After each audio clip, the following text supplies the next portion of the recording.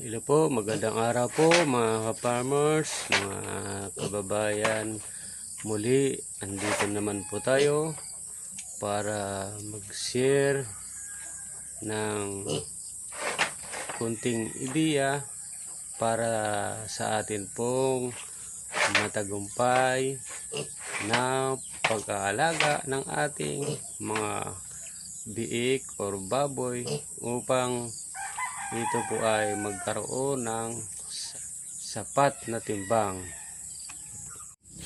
Ang aking pong isi-share sa inyo ay ang tamang pagbibigay po ng vitamins or maintenance sa ating mga biik po upang ito po ay mabilis lumaki at maging masisigla ang ating mga biik.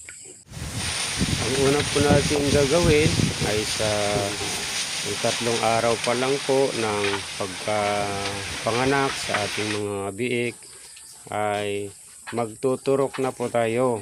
Tuturukan po natin ng Dextran Complex. Bakit po natin tuturukan? Para magkaroon po ng panlaban sa o anti-anemia ang ating mga biik. Sa 3 araw po yan. Bibigyan po natin yan kasi hindi po sapat ang ibinibigay o makukuha ng mga biik sa kanilang inahin. Ngayon, pagdating naman po ng 7 or 10 days, magbibigay naman po tayo ng multivitamins para sa ating mga biik. Ito po ay para maging masisigla at mabilis lumaki ang ating mga biik.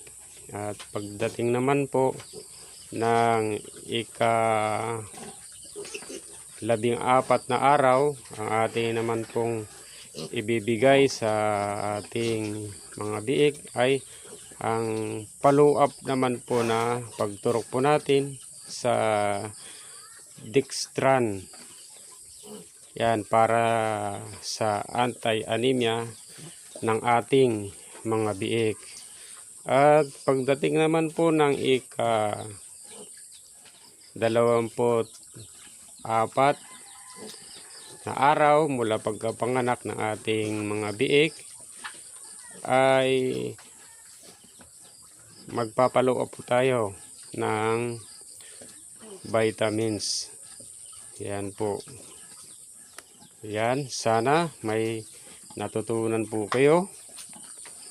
Dagdag kaalaman para sa atin pong matagumpay na pagbababuyan.